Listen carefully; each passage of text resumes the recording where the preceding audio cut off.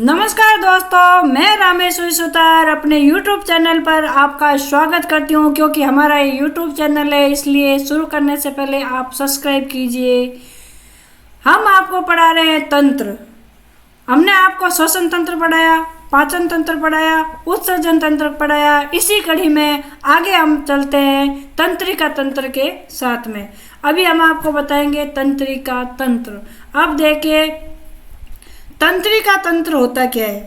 तंत्रिका तंत्र जैसे कि हम किसी को फ़ोन करते हैं और आगे आवाज़ जाती है, हम फोटो भेजते हैं व्हाट्सएप से, वो आगे जाता है, तो वो किसके द्वारा जाता है? वो जाता है इंटरनेट के द्वारा।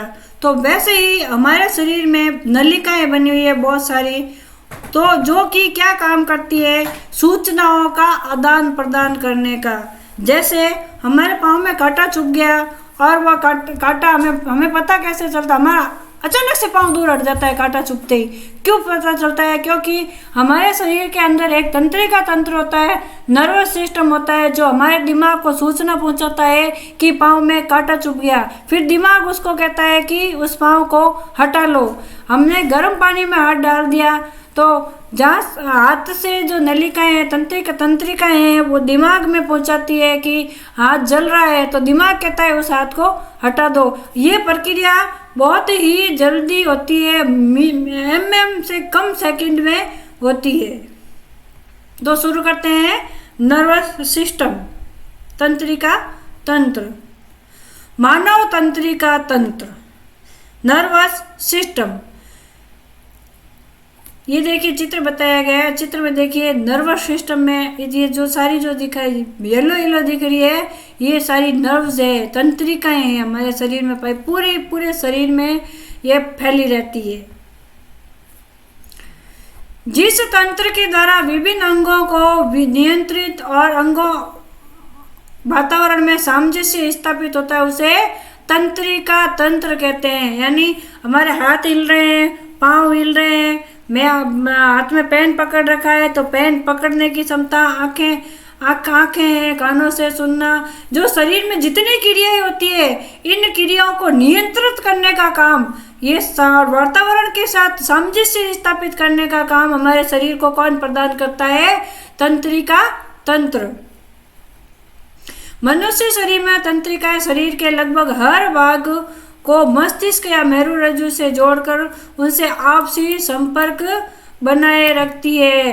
देखिए जितनी शरीर की तंत्रिका है, चाहे पाँव की है, चाहे हाथ की है, चाहे पेट की है, चाहे या पीछे के भाग की है, सारी की सारी हमारे मस्तिष्क से जुड़ी रहती है। ये मस्तिष्क या मेरुरज्जु से जुड़ी है। जो पीछे का जो भाग होता है, ये मेरुरज्जु होता है। मेरुरज्जु तंत्र सिर्फ जंतुओं में, जिसको हम रीढ़ की हड्डी बोलते हैं, तंत्रिका तंत्र सिर्फ जंतुओं में पाया जाता है, जबकि पौधों में अनुपस्थित होता है। ये बात नोट करने की है कि तंत्रिका तंत्र सिर्फ केवल जीवों में ही, जंतुओं में ही पाया जाता है, पौधों में नहीं पाया जाता है। इसका निर्माण एंडोडर्म में होता है। तंत्रिका तंत्र में मस्तिष्क, मेरुरज्जु, इससे निकलने वाली तंत्रिकाओं की गणना की जाती है। तंत्रिका तंत्र की कार्यात्मक इकाई न्यूरॉन होती है। अब आपके क्वेश्चन आ जाए कि तंत्रिका तंत्र की कार्यात्मक इकाई क्या है? तंत्रिका तंत्र की कार्यात्मक इकाई है न्यूरॉन, जो एक महीन धागे के रूप में जाल सदृश संपूर्ण शरीर में फैली रहती है। तंत्रिका कोशिका और इसकी सहायक अन्य कोशिकाएं मिलकर तंत्रिका तंत्र के कार्यों को संपन्न करती है। तंत्रिका कोशिकाएं वातावरणीय परिवर्तनों की सूचनाओं को संवेदी अंगों से प्राप्त कर विद्युत रासायनिक आवेगों के रूप में उसका प्रसारण करती है। अब देखिए जैसे बिजली का तार होता है, हमारे घर में बिजली आती है, तार आपके घर में भी है, हमारे घर में भी है, सब जगह है। अब बिजली घर से बिजली यहाँ आती है, वहाँ से स्विच ऑन करते ही बिजली यहाँ आ जाती है। कितना फास्ट आती है बिजली, बहुत ज़्यादा जल्दी तरीके आती है। अब उसमें वहाँ स्विच ऑन किया, यहाँ बिजली आ गई, यानी वो तार कितना फटाफट बिजली के जो सूचना है उसको लेके आगे बढ़ा देते हैं। तो तंत्रिका तंत्र उतना ही फास्ट रासायनिक आवेगों से काम करता है। विद्युत रोधी तंत्रिकाएं चारों ओर से माइलिन आच्छादन से घिरी होती है। इससे प्राणी को वातावरण में होने वाले परिवर्तनों की जानकारी प्राप्त होती है। एक कोशिकीय प्राणी जैसे अमीबा इत्यादि में तंत्रिका तंत्र नहीं पाया जाता है, ये ध्यान रखना। अमीबा में तंत्रिका तंत्र नहीं पाया जाता है। एक कोशिकीय प्राणी जो भी है ना, हाइड्रा है, हाइड्रा भी एक कोशिकीय है, अमीबा भी एक कोशिकीय है, प्लेनेरिया है। अब देखिए हाइड्रा अमीबा में नहीं पाया जाता है, ठीक है ना। अमीबा में तंत्रिका तंत्र नहीं है, यानी अमीबा एक कोशिका ही है, वो कहाँ से सूचना का आदान प्रदान करेगी भाई। जिस जीव में एक कोशिका ही है वो उस एक कोशिका सूचना को कहाँ पहुंचाएगी, कोशिका की कोशिका में आती है, इसलिए यहाँ पे तंत्र नहीं पाया जाता है। हाइड्रा, प्लेनेरिया, तिलचट्टा आदि बहुकोशिकीय प्राणियों में तंत्रिका तंत्र पाया जाता है। मनुष्य में सुविकसित तंत्रिका तंत्र पाया जाता है। सबसे अच्छा तंत्रिका तंत्र किसमें होता है, मनुष्य में, ठीक है ना। इसलिए मनुष्य सबसे फुर्तीला, सबसे दिमाग वाला प्राणी होता है। मनुष्य में नियंत्रण और समन्वय तंत्रिका तंत्र और हार्मोनल प्राणियों के माध्यम से होता है, तो इसे अंतःस्रावी प्रणाली कहा जाता है, एंडोक्राइन सिस्टम। हमारे शरीर की 5 इंद्रियां आंख, नाक, कान, जीभ और त्वचा को रिसेप्टर्स क्या कहते हैं, रिसेप्टर्स कहते हैं। आंख, नाक, कान, जीभ, त्वचा, ये क्या है, रिसेप्टर्स। क्यों, इनसे सूचना मिलती है, ठीक है। जिससे सूचना मिलती है वो होते हैं रिसेप्टर्स। हमारे शरीर की 5 इंद्रियां आंख, कान, नाक, जीभ और त्वचा को रिसेप्टर्स कहते हैं। इसका कारण यह है कि वे हमारे आसपास के माहौल से जानकारी प्राप्त करते हैं, इसलिए रिसेप्टर भावना अंग में कोशिकाओं का एक समूह है जो प्रकाश, ध्वनि, गंध, स्वाद, गर्मी आदि के प्रति विशेष प्रकार संवेदनशील होते हैं, ठीक है ना। देखिए तंत्रिका तंत्र का काम क्या है, सूचनाओं का आदान प्रदान करना। अब सूचनाएं मिलती किससे है, एक तो हमारी चमड़ी से मिलती है, ठीक है ना। दूसरा आंखों से, हम कोई चीज देख रहे हैं, हवा लग रही है आंखों में, या फिर बाहर प्रकाश देख रहे हैं, आग देख रहे हैं, बर्फ देख रहे हैं, तो देखने का काम तंत्रिका तंत्र करती है, तो ये भी दिमाग तक सूचनाओं को पहुंचाती है। कान है जो ध्वनि सुनने का काम करता है। जीभ है जो स्वाद इंद्रियों के रूप में काम में आता है। त्वचा है जो सूचना, गर्मी है, सर्दी है, कैसे हाथ त्वचा से छू के पता चलता है, तो ये जो भावना अंग बोलते हैं इनको।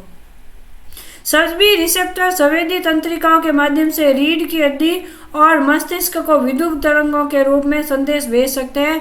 नसों के अन्य प्रकार को मोटर तंत्रिका कहते हैं, जो कि मस्तिष्क और प्रभाव उत्पन्न करने के लिए रीढ़ की हड्डी को प्रतिक्रिया पहुंचाता है। प्रेरक शरीर का वह हिस्सा है जो तंत्रिका तंत्र से भेजे गए निर्देशों के अनुसार एक उत्तेजना को प्रतिक्रिया देता है।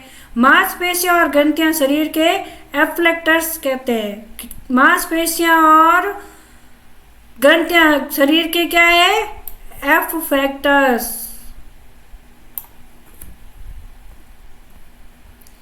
ये देखिए कोशिका तंत्रिका तंत्र है जिसको न्यूरॉन्स बोलते हैं। हमारे शरीर का तंत्रिका तंत्र, मानव शरीर का तंत्रिका तंत्र है। तंत्रिका तंत्र में देखिए बीच में एक केंद्रक पाया जाता है ना, और केंद्रक के चारों ओर क्या होता है, एक्सॉन, ठीक है। और एक्सॉन के बाहर जो ये शाखाएं रूपी बना होता है, ये होते हैं डेंड्राइट्स, ठीक है। और इसके पीछे पूंछ जैसा हिस्सा होता है, और हिस्से में यहाँ जो ये जो हिस्सा जो जैसे है ना, ऐसे वैसे अगर करते हैं, ये ऊंचा नीचा हिस्सा होता है, वो भी नीचे बीच में धसा हुआ जो हिस्सा होता है, ये होता है माइलिन आच्छादन। ये तो है आपके तंत्रिका कोशिका का चित्र। एक तंत्रिका कोशिका का चित्र। एक तंत्रिका कोशिका में केंद्रक होता है, एक्सॉन होता है, और डेंड्राइट्स होते हैं, माइलिन होते हैं, माइलिन आच्छाद होते हैं।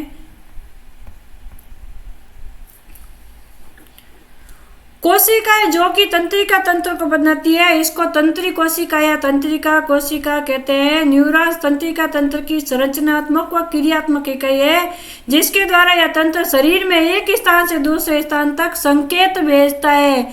शरीर में एक स्थान से दूसरे स्थान को संकेत भेजने का काम करते हैं न्यूरॉन्स। समझे?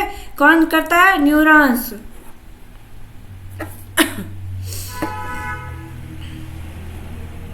ये कोशिकाएं शरीर के लगभग हर ऊतक अंगों को केंद्रीय तंत्रिका तंत्र से जोड़ कर रखती है। न्यूरॉन शरीर में सबसे बड़ा सेल न्यूरॉन की संरचना होती है कि यह जल्दी से शरीर में संदेशों को ले जा सकती है। यह संदेश विद्युत के तरंगों तंत्रिका आवेग के रूप में होते हैं। तंत्रिका कोशिका शरीर के बाहर से तथा भीतर से उद्दीपनों को ग्रहण करती है। शरीर के बाहर से और भीतर से जो न्यूरॉन होते हैं ना, तंत्रिका कोशिकाएं, वो शरीर के बाहर से, जैसे शरीर के बाहर से क्या करेगी? गर्मी लग रही है, सर्दी लग रही है, या फिर ठंडी हवा है, गर्म हवा है, तेज हवा है, ये शरीर के बाहर से। और शरीर के अंदर जो भी शरीर के भीतर जो भी सूचनाएं होती है, उन सूचनाओं को ग्रहण करती है, यानी लेती है, और लेके कहाँ पहुंचाती है? दिमाग में।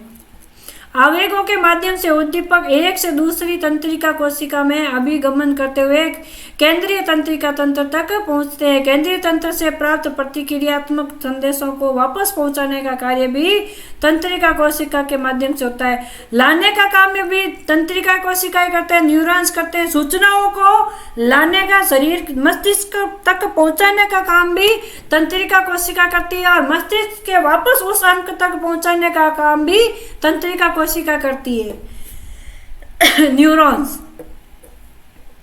केंद्रीय तंत्र से प्राप्त प्रतिक्रिया संदेशों को वापस पहुंचाने का कार्य भी तंत्रिका कोशिका के माध्यम से संपादित होता है। प्रत्येक तंत्रिका कोशिका 3 भागों से मिलकर बनी होती है: कोशिका काय, सेल्स बॉडी, दुर्माक्षर और तंत्रिकाक्ष, एक्सन।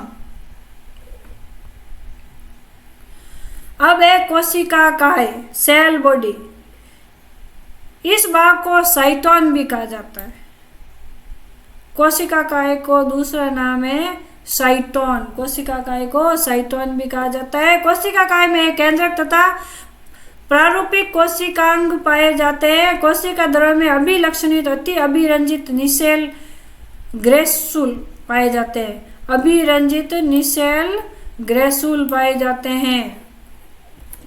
अब है दुर्माक्षर, डेंड्रॉन। ये कोशिका काय से निकले छोटे तंतु होते हैं जो कोशिका काय की शाखाओं के तौर पर पाए जाते हैं। ये तंतु उद्दीपनों को कोशिका काय की ओर भेजता है। उसके बाद में है तंत्रिकाक्ष, एक्सन। ये लंबा बेलनाकार प्रवर्ध है जो कोशिका के अन्य हिस्सों से शुरू होकर धागेनुमा शाखाएं बनाता है। तंत्रिकाक्ष की प्रत्येक शाखा एक स्थूल संरचना का निर्माण करती है जिसे अवग्रंथनी गुंडी या सिनेप्टिक नोब कहा जाता है। सिनेप्सिस। सिनेप्टिक नोब में सिनेप्टिक पुट्टिकाएं पाई जाती है। सिनेप्टिक पुट्टिकाओं में न्यूरोट्रांसमीटर नामक पदार्थ पाए जाते हैं। तंत्रिका आवेगों के संप्रेषण में महत्वपूर्ण भूमिका निभाते हैं। तंत्रिकाक्ष के माध्यम से आवेग न्यूरॉन से बाहर निकलते हैं। एक न्यूरॉन के दुर्माक्ष के दूसरे न्यूरॉन के दुर्माक्ष से मिलने के स्थान को संधि स्थल, संधि स्थल, साइनेप्स कहते हैं। तंत्रिका तंत्र क्या है? तंत्रिकाओं का जाल, ठीक है ना। एक छोटे छोटे तंत्रिकाओं का जाल होता है जो पूरे शरीर में पाया जाता है। देखिए ये चित्र देखिए आप, ह्यूमन नर्वस सिस्टम का।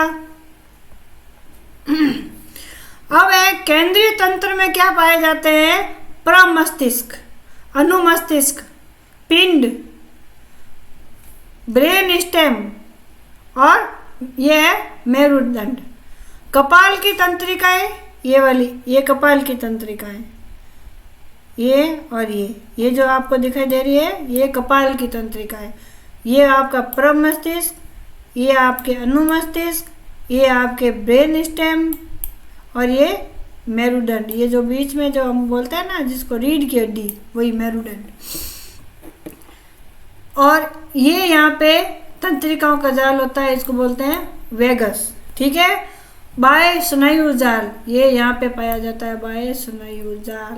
ठीक है, तंत्रिकाएं मांसपेशीय त्वचीय, ये देखिए। उसके बाद यहाँ से जहाँ पे मांसपेशियाँ पाई जाती है ना, वहाँ पे मांसपेशीय त्वचीय होती है। फिर रेडियल, माध्यिका, अल्नेर। छाती और पेट की तंत्रिकाएं कौन कौन सी है? ये बाह्य स्नायु केंद्रीय तंत्रिका तंत्र है, ये कपाल की तंत्रिकाएं है, ये बाह्य स्नायु जाल है। और ये छाती और पेट की तंत्रिकाएं कौन सी होती है? अंतःपसलीय, उपपसलीय, इलियो हाइपोगेट्रिक, इलियो इंग्लुइनल, जांघ की पार्श्वनलिकाएं, जेनाइटोफिमोरल। ठीक है, और लंबर प्लेसेस की तंत्रिकाएं हैं ऑब्टूरेटर, ऑर्विक की पेशी शाखाएं। ठीक है, सेफिनस और पुंडेडल तंत्रिका। फिर स्लैब्स तंत्रिकाएं कौन सी है? नितंबीय, टिम्बियल, सामान्य पेरोनियल, गहरी पेरोनियल, सतही पेरोनियल और सूरल। मानव तंत्रिका तंत्र एक ऐसा तंत्र है जो अंगों व वातावरण के मध्य तथा विभिन्न अंगों के मध्य के सामंजस्य स्थापित करता है, साथ ही विभिन्न अंगों के कार्यों को नियंत्रित करता है। मानव तंत्रिका तंत्र के 3 भाग देखिए: केंद्रीय तंत्रिका तंत्र, परिधीय तंत्रिका तंत्र, स्वायत्त तंत्रिका तंत्र। केंद्रीय तंत्रिका तंत्र में मुख्य रूप से तंत्रिका, मेरुरज्जु तथा इससे निकलने वाली तंत्रिका कोशिकाएं शामिल हैं। परिधीय तंत्रिका तंत्र 2 प्रकार की तंत्रिकाओं से मिलकर बनता होता है: संवेदी, अभिवाही। ऐसी तंत्रिका जो उद्दीपकों को ऊतकों व अंगों से केंद्रीय तंत्रिका तंत्र तक लाती है। ठीक है ना, उद्दीपक जो भी होते हैं, जैसे जल गया है, कट गया है, वो पता लगा के दिमाग तक ले जाने का काम, दिमाग तक लाने का काम कौन सी करती है? संवेदी या अभिवाही। प्रेरक या अपवाही, ये तंत्रिका जो केंद्रीय तंत्रिका तंत्र से नियामक उत्पादकों, संबंधितकों को पहुंचाती है। संवेदी तो क्या करती है? वहां तक ले जाती है बाहर से, और केंद्रीय तंत्रिका क्या करती है? वापस लेके आती है। जो दिमाग वापस ऑर्डर देता है, उस ऑर्डर को लेकर आती है। स्वायत्त तंत्रिका तंत्र, यह तंत्र उन अंगों की क्रियाओं का संचालन करता है जो व्यक्ति की इच्छा से नहीं वरन स्वतः ही कार्य करती है। जैसे आप देखिए, कुछ अंग ऐसे जो अपने आप काम करते हैं, हमें करवाने की जरूरत नहीं पड़ती, हमारा कोई कंट्रोल नहीं होता है। जैसे हृदय, फेफड़ा। अब हृदय जो धड़कता है, क्या उस पर हमारा नर्वस सिस्टम काम करता है? ये अपने आप होता है। नर्वस सिस्टम काम तो करता है, लेकिन हमारा उस पर कंट्रोल नहीं होता। हृदय अपने आप धड़कता रहता है। फेफड़े जो है फूलते हैं, वापस बंद होते हैं, फूलते हैं, बंद होते हैं। यह भी स्वायत्त तंत्रिका तंत्र के कारण होता है। अंतःस्रावी ग्रंथियां जो हार्मोन्स का स्त्रावन करती है, वो भी मनुष्य के चाहने पर नहीं होता है, वो स्वतः ही होता है। केंद्रीय तंत्रिका तंत्र यह संपूर्ण शरीर पर नियंत्रण रखता है। इसमें तंत्रिका कोशिका तथा तंत्रिका तंतु दोनों होते हैं।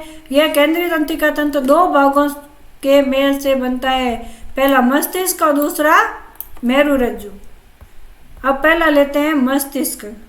अब देखिए, तंत्रिका तंत्र का मेन भाग जो होता है मस्तिष्क ही होता है। क्यों? क्योंकि मस्तिष्क ही किसी भी सूचना को ग्रहण करता है, फिर वापस ऑर्डर देता है। यानी मास्टर जो होता है हमारे पूरे शरीर के तंत्रिका तंत्र का मास्टर जो होता है, वो मस्तिष्क ही होता है। इसलिए मेन भाग इसका क्या है? मस्तिष्क।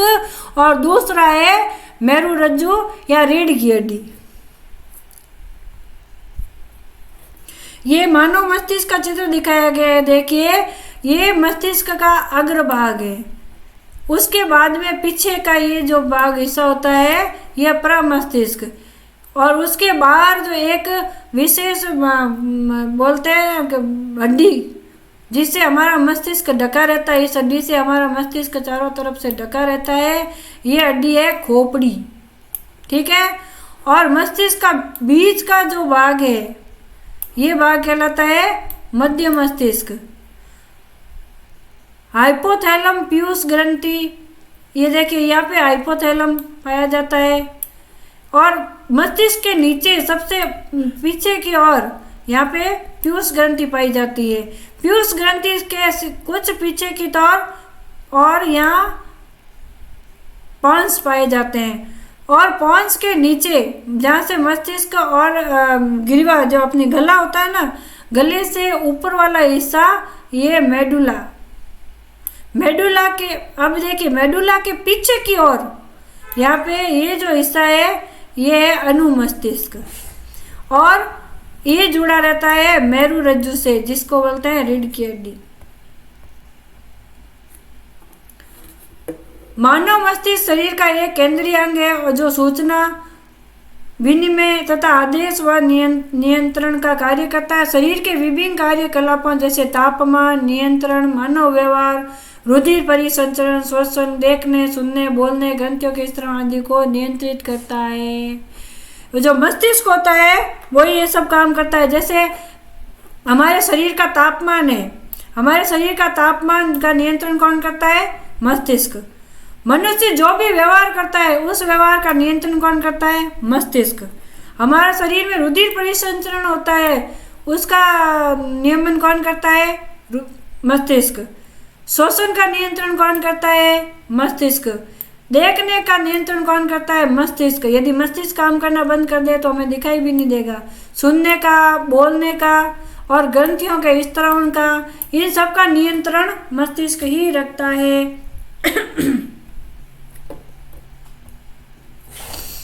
यह करीब 1.5 किलो वजन का शरीर का सर्वाधिक जटिल अंग है। एक स्वस्थ मनुष्य में मस्तिष्क का वजन होता है 1.5 किलो, 1.5 kg। ये याद रखने का क्वेश्चन है, इंपॉर्टेंट क्वेश्चन है कि एक स्वस्थ मनुष्य में का मस्तिष्क का वजन कितना होता है? 1.5 किलो, 1.5 kg। और सबसे जटिल अंग है, मनुष्य के शरीर का सबसे जटिल अंग होता है मस्तिष्क। मस्तिष्क खोपड़ी के कैर्नियम में स्थित होता है। कैर्नियम मस्तिष्क को बाहरी आघातों से बचाता है। मस्तिष्क के आवरण के बीच एक खांच की तरह का द्रव्य होता है जिसे मस्तिष्क मेरु द्रव्य कहते हैं। देखिए क्रेमियम जो होता है हमारी खोपड़ी है, ठीक है ना, जो कि बहुत ही कड़क पदार्थ से मिलकर बनी होती है। जैसे हेलमेट होता है ना, हेलमेट के ऊपर कुछ भी मारो तो अंदर, मान लो हेलमेट के अंदर कांच की गिलास रख दो और हेलमेट के ऊपर आप मारो, कांच की गिलास टूटती है? नहीं टूटती। क्यों? क्योंकि हेलमेट उसको सुरक्षा प्रदान करता है। वैसे ही हमारा मस्तिष्क जो होता है क्रेमियम से घिरा रहता है। ये क्रेमियम क्या काम करता है? मस्तिष्क को सुरक्षा प्रदान करने का काम करता है। इसमें करीब 100 बिलियन तंत्रिकाएं होती है। हमारे मस्तिष्क में 100 बिलियन तंत्रिकाएं होती है। इस स्तनधारियों में मस्तिष्क और मेरुदंड 3 मिनिक्स, ड्यूरामेटर,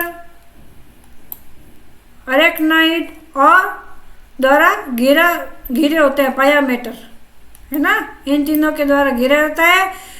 मिनिक्साइटिस में यही मिनिक्स जीवाणुओं द्वारा संक्रमित हो जाती है, जिससे परिणाम सिर दर्द, उल्टी और दर्द होता है। हमारे सिर में दर्द, उल्टी और दर्द ये सब किसके कारण होता है? मिनिंजाइटिस के कारण। मिनिंजाइटिस ये जीवाणु होते हैं ना, इनके जीवाणु होते हैं मिनिक्स जीवाणु। कौन से जीवाणु? मिनिक्स जीवाणु। इनके कारण ही हमारे सिर में दर्द होता है, उल्टी होती है, दर्द होता है, ये सब इसी के कारण होता है। मस्तिष्क एवं मेरुरज्जु के अंदर तथा बाहरी सेरेब्रोस्पाइनल द्रव्य पाया जाता है जो मस्तिष्क तथा मेरुदंड की बाहरी धक्कों से रक्षा करता है। अब देखिए बीच में एक द्रव्य भी पाया जाता है जो सिर में अगर झटका लग जाए, धक्का लग जाए तो हमारे सिर की रक्षा करता है, होता है सेरेब्रोस्पाइनल द्रव्य। मस्तिष्क के 3 भाग होते हैं, एक तो अग्र मस्तिष्क यानी फोर ब्रेन, और एक होता है मध्य मस्तिष्क यानी मिड ब्रेन। तीसरा होता है पश्च मस्तिष्क यानी हाइंड ब्रेन। अब सबसे पहले लेते हैं अग्र मस्तिष्क यानी फोर ब्रेन। देखिए वापस आपको चित्र बताते हैं। ये जो आगे वाला हिस्सा है, ये हिस्सा होता है अग्र मस्तिष्क। प्रमस्तिष्क, थैलेमस तथा हाइपोथैलेमस मिलकर अग्र मस्तिष्क का निर्माण करते हैं। अग्र मस्तिष्क के दो भाग होते हैं, प्रमस्तिष्क और डायनसेफेलॉन। प्रमस्तिष्क मानव मस्तिष्क का 80 से 85% भाग बनाता है। यह बुद्धिमत्ता, स्मृति, इच्छा शक्ति, ऐच्छिक गतियाँ, वाणी एवं चिंतन का केंद्र है। ज्ञानेंद्रियों से प्राप्त प्रेरणाओं का इसमें विश्लेषण और समन्वय होता है। अग्र मस्तिष्क सेरेब्रम में दो दायां और बायां गोलार्ध होता है। दोनों गोलार्ध कार्पस कैलोसम द्वारा जुड़े होते हैं। एक लंबा गहरा विद्यम प्रमस्तिष्क को बाएं व दाएं गोलार्ध में विभक्त करता है। प्रत्येक गोलार्ध में धूसर द्रव्य पाया जाता है जो प्रांत हृदय या वल्कुट या कॉर्टेक्स कहलाता है। धूसर द्रव्य क्या कहलाता है? घूसर द्रव्य कहलाता है वल्कुट या कॉर्टेक्स। घूसर द्रव्य कहलाता है वल्कुट या कॉर्टेक्स। अंदर की श्वेत द्रव्य से बना हुआ भाग अंतस्था या मध्यस्था कहलाता है। घूसर द्रव्य में कई तंत्रिकाएं पाई जाती है जिसकी अधिकता के कारण ही इस द्रव्य का रंग घूसर दिखाई देता है। इसके कलर के कारण ही इसको कहते हैं घूसर द्रव्य। दोनों गोलार्ध आपस में कार्पस कैलोमस की पट्टी द्वारा जुड़े होते हैं। प्रमस्तिष्क चारों ओर से थैलेमस से घिरा हुआ रहता है। डायनसेफेलॉन यह सेरेब्रम के पीछे तथा नीचे की ओर सेरेबल गोलार्ध एवं मध्य मस्तिष्क के बीच स्थित होता है। इसमें दो भाग थैलेमस और हाइपोथैलेमस है। थैलेमस, इसमें दो गोलाकार संरचनाएं होती है जो दर्द, ठंड एवं गर्म आदि को पहचानने का कार्य करती है। देखिए जैसे हमारे विद्यालय में आपने देखा होगा कि अलग अलग डिपार्टमेंट होते हैं। फीस भरने का काम अलग लोग करते हैं। परीक्षा विभाग परीक्षा लेने का काम करता है। प्रार्थना विभाग प्रार्थना का काम करता है। सांस्कृतिक विभाग हमारे स्कूल में होने वाले सांस्कृतिक कार्यक्रमों का काम करता है। और प्राथमिक चिकित्सा विभाग विद्यालय में होने वाले कोई भी घटनाएं हो जाती है तो छोटा मोटा एंटीसेप्टिक देने का काम करता है। तो अलग अलग विभागों में विद्यालय में बांट दिया गया है। वैसे ही हमारा जो मस्तिष्क होता है उसने भी कार्य अलग अलग कार्य बांट दिए हैं। तो थैलेमस को क्या काम दिया है? ठंड, दर्द और गर्म आदि को पहचानने का कार्य दिया गया है। यह ज्ञानेंद्रियों तथा सेरेब्रम के मध्य संचार की मुख्य कड़ी है। हाइपोथैलेमस यह भूख, प्यास, ताप नियंत्रण, प्यार, घृणा आदि का केंद्र होता है। अब देखिए किसी से प्यार हो जाए, किसी से नफरत हो जाए, हमें भूख लगी है, प्यास लगी है, हमारे शरीर का तापमान है कि कितना है, तथा वसा और कार्बोहाइड्रेट के उपापचय पर नियंत्रण का काम है। ये सभी काम हाइपोथैलेमस द्वारा किया जाता है। साथ अंतःस्रावी ग्रंथियों से स्रावित हार्मोन पर नियंत्रण करता है। सेरेबेलम के ठीक नीचे पश्च भाग में होता है। इसका मुख्य कार्य शरीर का संतुलन बनाए रखना तथा ऐच्छिक पेशियों के संकुचन पर नियंत्रण करना है। इसका काम क्या है? सेरेबेलस का संतुलन बनाए रखना और ऐच्छिक पेशियों के संकुचन पर नियंत्रण करना। पॉन्स वेरोलाइन श्वसन को नियंत्रित करता है। श्वसन को नियंत्रित करने का काम करता है पॉन्स वेरोलाइन। हमारे मस्तिष्क का भाग है पॉन्स वेरोलाइन, वो श्वसन को नियंत्रित करने का काम करता है। मेड्यूला ऑब्लोंगेटा क्या काम करता है? शरीर का सबसे पीछे का भाग जो पॉन्स और मेरुरज्जु के मध्य स्थित होता है, इसका पिछला भाग ही मेरुरज्जु बनाता है। ये हृदय, स्पंदन, रुधिर नलिकाओं, लार, स्नावन, श्वसन गति की दर, प्रत्यावर्ती और अनैच्छिक गतियों क्रियाओं पर नियंत्रण करता है। ये बहुत ही इम्पोर्टेंट काम करता है। हमारे हृदय का धड़कना, रुधिर नलिकाएं, लार स्रावण, श्वसन गति की दर, प्रत्यावर्ती और अनैच्छिक गतियों का नियंत्रण कौन करता है? मेडुला अम्बलगेटा। ये बहुत ही शरीर का इम्पोर्टेंट हिस्सा है, हमारे मस्तिष्क का बहुत ही इम्पोर्टेंट हिस्सा है। सारे हिस्से इम्पोर्टेंट है। देखिए, कुछ भी ऐसा नहीं है कि हमारे मस्तिष्क के लिए खराब है, लेकिन ये जो हृदय का धड़कना है इसको कंट्रोल में करता है, श्वसन को कंट्रोल में करता है ना। तो इसलिए हमने ये बताया है। अब है मध्य मस्तिष्क। यह 4 पिंडों में बटा हुआ होता है, जो हाइपोथैलेमस तथा पश्च मस्तिष्क के मध्य स्थित होता है। प्रत्येक पिंड को कार्पोराक्वाड्रिजेमिन कहा जाता है। ऊपरी 2 पिंड दृष्टि के लिए तथा निचले 2 पिंड श्रवण के लिए होते हैं। देखिए, इसमें अब 2 पिंड होते हैं, एक 2 तो देखने के लिए, ऊपर वाले तो देखने के लिए और नीचे वाले सुनने के लिए। अब है प्रमस्तिष्क। यह भाग अनुमस्तिष्क, पौष तथा मध्यांश को समाहित करता है। अनुमस्तिष्क मस्तिष्क का दूसरा भाग होता है जो ऐच्छिक पेशियों को नियंत्रित करता है। ऐच्छिक पेशियां कौन सी है? हाथ और पैर। अब हाथ और पैर जो होता है, हमारे इच्छा होती है तो हम हिलाते हैं, नहीं तो पड़े रहते हैं ना। तो इनको नियंत्रित करने का काम करता है प्रमस्तिष्क। यह एक विलगित सतह वाला भाग है जो न्यूरोसरों को अतिरिक्त स्थान प्रदान करता है। पोस्ट पे मस्तिष्क के विभिन्न भागों को आपस में जोड़ता है। मध्यांश अनैच्छिक क्रियाओं को नियंत्रित करता है, जैसे हृदय की धड़कन, है ना, रक्तदाब, पाचन रसों का स्त्रावण। यह मस्तिष्क का अंतिम भाग है जो मेरुरज्जु से जुड़ा होता है। अब आते हैं मेरुरज्जु पर, यानी स्पाइनल कॉर्ड। मेडुला ऑब्लोंगेटा का पिछला भाग ही मेरुरज्जु बनाता है। इसमें 31 जोड़ी तंत्रिकाएं होती है। कितनी जोड़ी तंत्रिकाएं होती है? 31 जोड़ी तंत्रिकाएं होती है। यह प्रतिवर्ती क्रिया का केंद्र होता है तथा मस्तिष्क का मेरु तंत्रिकाओं के बीच सेतु का कार्य करती है। मेरुरज्जु की दोनों सतह पर 1-2 खांच पाई जाती है। इसमें डोर्सल फिशर और वेंट्रल फिशर कहते हैं। मेरुरज्जु के मध्य में केंद्रीय नाल पाई जाती है, जिसे सेरेब्रोस्पाइनल द्रव्य भरा रहता है। मेरुरज्जु के भीतरी स्तर को घूसर पदार्थ तथा बाहरी स्तर को श्वेत पदार्थ कहते हैं। ये मेरुरज्जु का चित्र दिया हुआ है।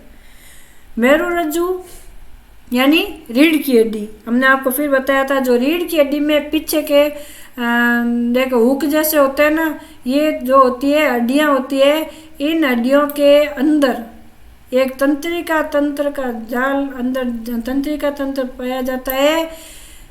ये ब्रेन से जुड़ा हुआ रहता है। ये ब्रेन है। ब्रेन से क्या जुड़ा हुआ है? मेरुरज्जु जुड़ा हुआ है। मेरुरज्जु में स्पाइनल कॉर्ड्स पाया, जो बीच स्पाइनल कॉर्ड्स पाए जाते हैं। कितने पाए जाते हैं? देखिए, 1 2 3 4 5 6 7, और ये 1 2 3 4 5 6 7 8 9 10 11 12, और ये 1 2 3 4 5। ठीक है, तो C1 से C7, ये C1 से T1 से T12 और ये लंबर जो है 11 से L5। ठीक है, सैक्रल जो होते हैं S1 से S5। अब है सिनेप्स।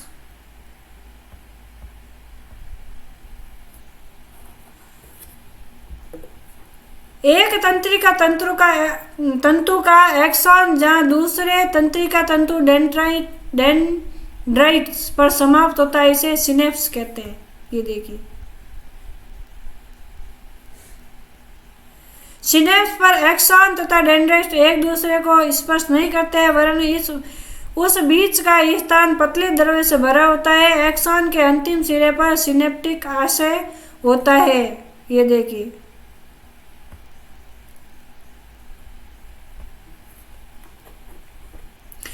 एक्सॉन के अंतिम सिरे पर सिनेप्टिक आशय होता है। इसे न्यूरोट्रांसमीटर, एड्रेनालिन और एसिटिल कोलिन निकलते हैं। सिनेप्स के अंतर्गत तंत्रिका आवेग का संचरण एक तंत्रिका कोशिका से दूसरे में या तंत्रिका कोशिका से पेशीय कोशिका में एसिटिल कोलिन द्वारा होता है। अब है परिधीय तंत्रिका तंत्र। यह मस्तिष्क तथा मेरुरज्जु से निकलने वाली तंत्रिकाओं का समूह है जो केंद्रीय तंत्रिका तंत्र को जाने व वहां से आने वाले संदेशों को पहुंचाने का कार्य करता है। यह तंत्र केंद्रीय तंत्र के बाहर कार्य करता है तथा इसे परिधीय तंत्र कहा जाता है। यह मूलतः दो प्रकार का होता है, एक तो कायिक तंत्रिका तंत्र, दूसरा स्वायत्त तंत्रिका तंत्र, ऑटोमेटिक नर्वस सिस्टम। पहला है कायिक तंत्रिका तंत्र। यह तंत्र उन क्रियाओं को संपादित करने में मदद करता है जो हम अपनी इच्छा अनुसार करते हैं। जो भी काम हम अपनी इच्छा अनुसार करते हैं उनको नियंत्रित करने का काम करता है कायिक तंत्रिका तंत्र। केंद्रीय तंत्र इस तंत्र के सहारे ही बाह्य उत्तेजनाओं पर प्रतिक्रिया तथा मांसपेशियां आदि के कार्य संपादित करता है। यह 12 जोड़ी कपाल तंत्रिकाओं तथा 31 जोड़ी मेरु तंत्रिकाओं का बना होता है। कितना? 12 जोड़ी कपाल तंत्रिकाओं का और 31 जोड़ी मेरु तंत्रिकाओं का। ये देखिए इसमें दिखाया गया है।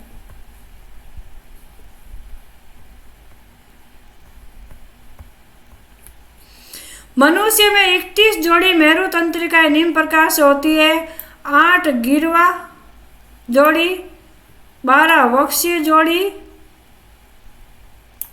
5 लुम्बर जोड़ी, 6 कर्म जोड़ी और कॉक्सिजियल तंत्रिका होती है 1। देखिए वापस बताते हैं, 8 गिरवा जोड़ी, ठीक है,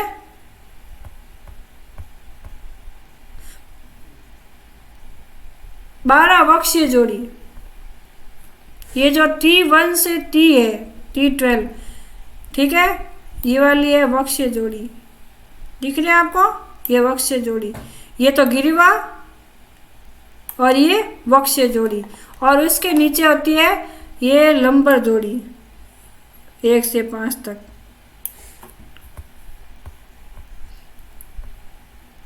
और सबसे नीचे है कॉक्सिजियल तंत्रिकाएं, वो एक पत्ती है। देखिए ये वापस बताएं, ये जो नीचे होती है ये कॉक्सिजियल तंत्रिकाएं हैं। समझ में आया आपको? अब है स्वायत्त तंत्रिका तंत्र। यह तंत्र उन तंत्रों की क्रियाओं का संचालन करता है जो व्यक्ति की इच्छा से नहीं वरन स्वतः ही कार्य करते हैं। देखिए आदमी की इच्छा पर इसका कोई प्रभाव नहीं होता है, इसलिए इसको कहते हैं स्वायत्त तंत्रिका तंत्र, यानी ऑटोमेटिक।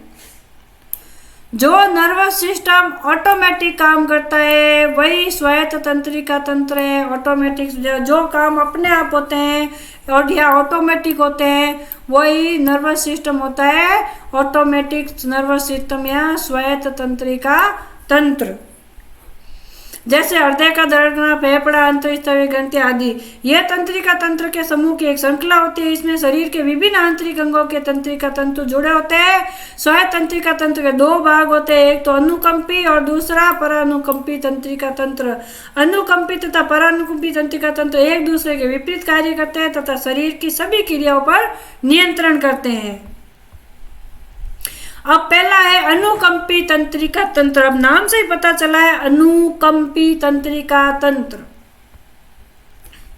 यह तंत्र व्यक्ति में सतर्कता, उत्तेजना को नियंत्रित करता है। व्यक्ति की सतर्कता और उत्तेजना को नियंत्रित करने का काम करता है अनुकंपित तंत्रिका तंत्र। यह तंत्र व्यक्ति के शरीर की आपातकालीन परिस्थितियों में अतिरिक्त ऊर्जा प्रदान करती है। देखिए आदमी के जीवन काल में आपातकालीन परिस्थिति आ जाती है, जैसे अचानक से आप चल रहे हो, अचानक से कोई दौड़ता हुआ आपके सामने आ रहा है, वो आपसे टकराने वाला है, तो आप क्या करते हो? कूद के अलग हो जाते हो, दूर हट जाते हो। तो वो जो ऊर्जा उत्पन्न होती है हमारे शरीर को, वो किसके कारण होती है? अनुकंपी तंत्रिका तंत्र के कारण होती है। आपातकालीन स्थिति में हृदय गति का तेज होना, श्वास गति का बढ़ना आदि क्रियाएं अनुकंपित तंत्र के द्वारा ही संपादित होती है। जैसे अचानक से झटका लगता है ना हमें, तो झटका लगने पर क्या होती है, हमारे हृदय की धड़कन एकदम से तेज हो जाती है। अचानक से कुछ एकदम चिल्लाने की आवाज़ सुन ली तो हमारे हृदय की गति एकदम तेज होती है। तो ये सब काम कौन करता है? अनुकंपित तंत्रिका तंत्र करता है।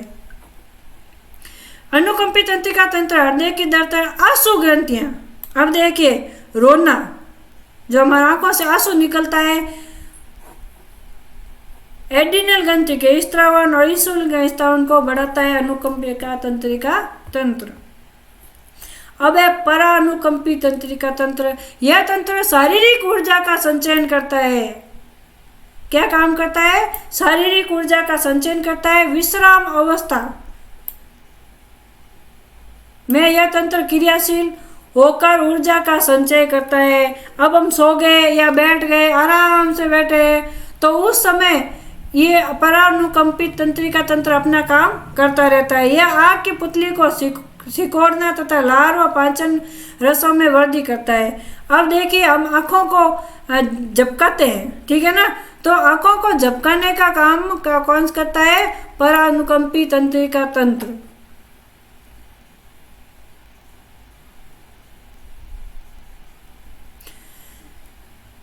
लार तथा पाचन रसों में वृद्धि करता है। परानुकंपी तंत्रिका तंत्र हृदय की धड़कन, आंसू ग्रंथियों के स्त्रावन, एड्रिनल ग्रंथि के स्त्रावन, इंसुलिन के स्त्रावन को रोकता है। ये तो क्या करता है?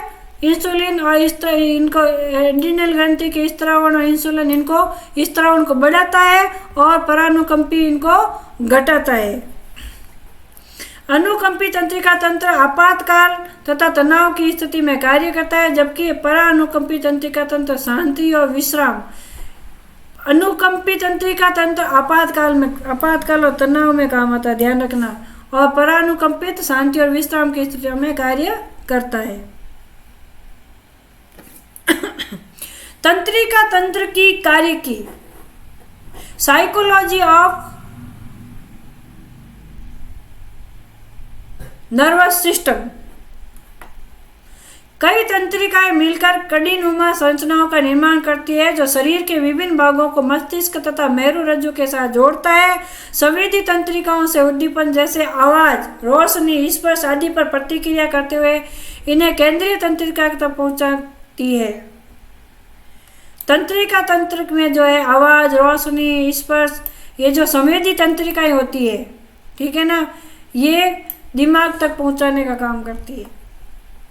यह कार्य वैदिक रासायनिक आवेग के जरिए संपादित किया जाता है, इसे तंत्रिका आवेग कहते हैं। यह तंत्रिका आवेगी उद्दीपकों को संवेदी अंगों त्वचा, जीभ, नाक, आंखें और कान से केंद्रीय तंत्रिका तंत्र तक प्रसारित करता है। तंत्रिका आवेग दुर्मार्ग से तंत्रिका तक पहुंचाते कमजोर पड़ जाते हैं। ऐसे शिथिल आवेगों को संधि स्थल पर अधिक शक्तिशाली बनाकर आगे भेजने का कार्य न्यूरोट्रांसमीटर द्वारा किया जाता है। अब देखिए, जो भी सूचनाएं हैं आँख से, नाक से, कान से, जीभ से हमें मिल रही है, वो आगे ले जाते ये तंत्रिका क्या हो जाती है? वो शिथिल हो जाती है, थक जाती है। जैसे हम कहते हैं ना, कोई काम करते करते थक जाना, थकने के बाद में उसको अचानक से एनर्जी देने का काम करता है न्यूरोट्रांसमीटर। केंद्रीय तंत्र से संचालित संकेत जो अचालक तंत्रिका द्वारा प्रसारित होता है, वो मांसपेशियों तथा ग्रंथियों को सक्रिय करते हैं। अब है तंत्रिका आवेग का संचरण। एक न्यूरॉन के एक्सॉन के अंत से दूसरे न्यूरॉन के डेंड्राइट्स पर होता है। यह केवल एक ही दिशा में होता है। यह एक विद्युत रासायनिक प्रक्रिया है। विश्राम अवस्था में तंत्रिका कोशिका द्रव्य, विश्राम अवस्था में तंत्रिका कोशिका के कोशिका द्रव्य में के की सांद्रता अधिक होती है तथा कोशिका के बाहर यह पोटेशियम, के प्लस का मतलब है पोटेशियम, तथा कोशिका के बाद नाइट्रोजन की सांद्रता अधिक होती है, जिसके कारण कोशिका कला के भीतर -80 MV का विद्युत विभव होता है, यह सुप्त कला अवस्था कहलाती है। तंत्रिका कोशिका की कला में विद्युत विभवांतरण होता है, जिसे कला विभव कहते हैं। न्यूरॉन की प्लाज्मा कला में आयन चैनल उपस्थित होता है, यह केवल एक ही प्रकार के आयन के लिए पारगम्य होते हैं, potassium, sodium, calcium. Potassium, sodium और कैल्शियम, इसमें आयन देखिए प्लस आयन है ना। तंत्रिका कोशिका में ध्रुवीय अवस्था बनाए रखने के लिए कोशिका कला के सोडियम पोटेशियम पंप होता है। इसके द्वारा कोशिका द्रव्य से तीन सोडियम आयन बाहर निकाले जाते हैं तथा बाहर से 2 पोटेशियम आयन कोशिका द्रव्य में प्रवेश करते हैं। Electroencephalogram EEG। पहला EEG बर्गर ने 1929 में अंकित किया था। पहला EEG बर्गर नाम का वैज्ञानिक था, उस वैज्ञानिक ने 1929 में पता किया था। ECG मस्तिष्क के विभिन्न भागों EEG मस्तिष्क के विभिन्न भागों की विद्युत सक्रियता को रिकॉर्डिंग करता है। EEG का मतलब होता है इलेक्ट्रो एफिशिएंसी फेलोग्राम, ठीक है ना। EEG, E यानी इलेक्ट्रो, दूसरे E का मतलब होता है एनसीफेलो और G का मतलब होता है ग्राम, इलेक्ट्रो एनसीफेलोग्राम। EEG यानी इलेक्ट्रो एनसीफेलोग्राम। ये इलेक्ट्रो एनसीफेलोग्राम है। इसमें देखिए इलेक्ट्रोड और ये ब्रेन में इलेक्ट्रोड लगाए गए हैं। ये EEG रीडिंग का काम कर रहे हैं। ये देखो EEG रीडिंग करे ना, ये वाला। EEG में 4 तरंगे होती है, अल्फा तरंगे, बीटा तरंगे, थीटा तरंगे और डेल्टा तरंगे। ये मस्तिष्क का विश्राम दर्शाती है। कौन सी?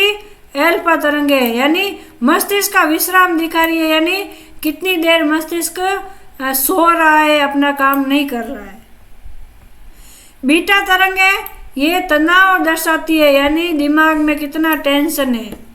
थीटा तरंगे ये भावात्मक दबाव जैसे निराशा के दौरान उभरती है। डेल्टा तरंगे ये सोते समय आती है, ये मस्तिष्क की चोट या विकार दर्शाती है। अभी जो है ना इसका ये रीडर ये सारा काम करता है। न्यूरोट्रांसमीटर एक प्रकार का रासायनिक संदेशवाहक है, जो एक रासायनिक सिनेप्स में मौजूद संकेतों को न्यूट्रॉन से दूसरों तक पहुंचाता है। क्या है ये? एक संदेशवाहक। क्या है? रासायनिक सिनेप्स में संकेतों को एक न्यूट्रॉन से दूसरे न्यूट्रॉन तक पहुंचाता है। न्यूरोट्रांसमीटर अणु होते हैं जो न्यूरॉन्स से मांसपेशियों तक या विभिन्न न्यूरॉन्स के बीच संकेतों को संचारित करते रहते हैं। अरबों न्यूरोट्रांसमीटर अणु हमारे दिमाग को काम करने के लिए लगातार काम करते रहते हैं। हमारे सांस लेने से लेकर हमारे दिल की धड़कन तक, हमारे सीखने और एकाग्रता को भी न्यूरोट्रांसमीटर व्यवस्थित करते हैं। देखिए हमारे दिल की धड़कन, हम जो भी हम सीख, जैसे अभी मैं आपको पढ़ा रही हूँ, आप सीख रहे हैं, आप एकाग्रता से पढ़ रहे हैं, तो इसको भी कंट्रोल करने का काम करता है न्यूरोट्रांसमीटर व्यवस्था। न्यूरोट्रांसमीटर विभिन्न प्रकार के मनोवैज्ञानिक कार्यों जैसे भय, मनोदशा, आनंद को भी प्रभावित करते हैं। न्यूरोमीटर का कार्य तंत्रिका कोशिकाओं के लक्ष्य कोशिकाओं तक संकेतों को संचारित करना होता है। ये लक्ष्य कोशिकाएं मांसपेशियों, ग्रंथियों और शरीर में मौजूद अन्य नसों में हो सकती है। अब है पहला उत्तेजक न्यूरोट्रांसमीटर। इस प्रकार के ट्रांसमीटर का न्यूरॉन पर उत्तेजक प्रभाव पड़ता है, जिसका अर्थ है कि वे पोटेंशियल को फायर करने की संभावना को बढ़ाते हैं। एपिनेफ्रिन और नॉरपेनेफ्रिन दो उत्तेजक न्यूरोट्रांसमीटर है। उत्तेजक न्यूरोट्रांसमीटर के प्रकार कौन से हैं? Acetylcholine, norepinephrine, serotonin, dopamine, histamine और ग्लूटामेट। दूसरा है बी अवरोधक न्यूरोट्रांसमीटर। इस प्रकार के ट्रांसमीटर का न्यूरॉन पर निरोधात्मक प्रभाव पड़ता है, जिसका अर्थ है कि वे पोटेंशियल के फायरिंग की संभावना कम होती है।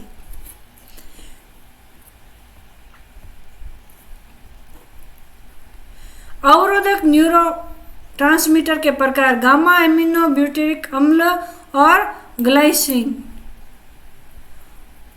मॉड्यूलर न्यूरोट्रांसमीटर, ये ट्रांसमीटर जिन्हें अक्सर न्यूरो मॉड्यूलेटर के रूप में भी जाना जाता है, ये एक ही समय में बड़ी संख्या में न्यूरो ट्रांसमीटर को प्रभावित करता है या अन्य रासायनिक दूतों के प्रभाव को प्रभावित करने में सक्षम है।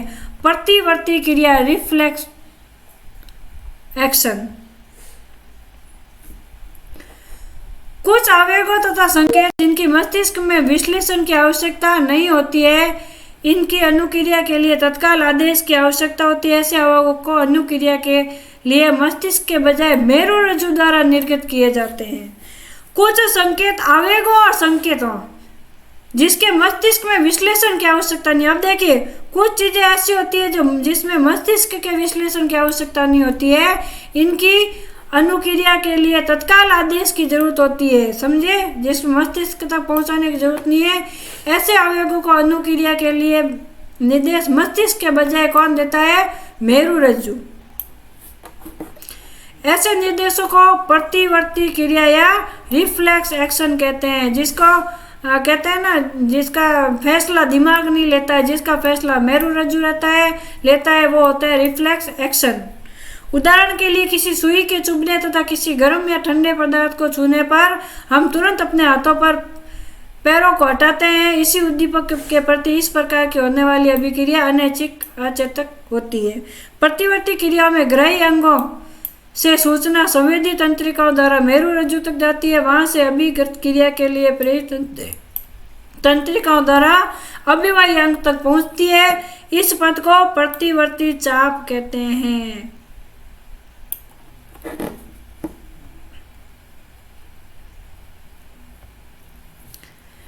अन्य प्रतिवर्ती क्रियाएं खांसना, छींकना, उबासी लेना, नेत्रों का झपकना मध्यपट की गति है। अब देखिए तंत्रिका तंत्र का महत्व क्या है। तंत्रिका तंत्र हमारे शरीर की गतिविधियों का समन्वय करते हैं, यानी हमारे शरीर में जितनी भी गतिविधियां होती है सारी की सारी गतिविधियों का समन्वय करने का काम कौन करता है? तंत्रिका तंत्र। यह सब हमारे व्यवहार, सोच और कार्यों का नियंत्रण करता है। ऐसा केवल तंत्रिका तंत्र के माध्यम से होता है, जिससे हमारे शरीर के अन्य सभी प्रणालियां कार्य करती है। यानी हम अगर तंत्रिका तंत्र नहीं हो तो हाथ, पांव, आँख, मुंह सब पड़े रह जाएंगे, कुछ भी शरीर में काम नहीं होगा। तो शरीर में, हमारे मनुष्य शरीर में सजीवता लाने के लिए उत्तरदायी होता है तंत्रिका तंत्र। यह एक आंतरिक प्रणाली से दूसरे को जानकारी भेजती है। अब देखिए, यदि तंत्रिका तंत्र नहीं हो तो हमारा शरीर हाड़ मांस का चितड़ा ही रह जाएगा, ना तो उसमें कोई गतिविधि होगी, नहीं हम चल सकेंगे, नहीं सुन सकेंगे, नहीं कोई काम कर सकेंगे। उदाहरण के लिए जब हम मुंह में खाने को रखते हैं तब इसी वजह से लार ग्रंथि के द्वारा लार का निर्माण होता है। जब हमारे शरीर का कोई भी अंग तंत्रिका तंत्र से प्रभावित होता है तो यह विद्युतों की तरंगों के रूप में मस्तिष्क को संदेश भेजता है, विद्युत तरंगों के रूप में, ठीक है ना। जैसे तार में बिजली चलती है वैसे ही सूचनाएं हमारे तंत्रिकाएं जो होती है मस्तिष्क को सूचनाएं भेजती है। यह संदेश संदेश संवेदी न्यूरॉन्स के माध्यम से भेजा जाता है। मस्तिष्क संदेश का विश्लेषण करता है तथा उसके अनुसार कार्य करता है।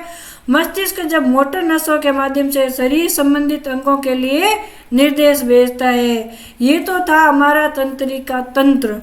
आशा करते हैं कि आपको तंत्रिका तंत्र समझ में आया होगा। तो कमेंट कीजिएगा, लाइक कीजिएगा, सब्सक्राइब कीजिएगा। धन्यवाद, नमस्कार।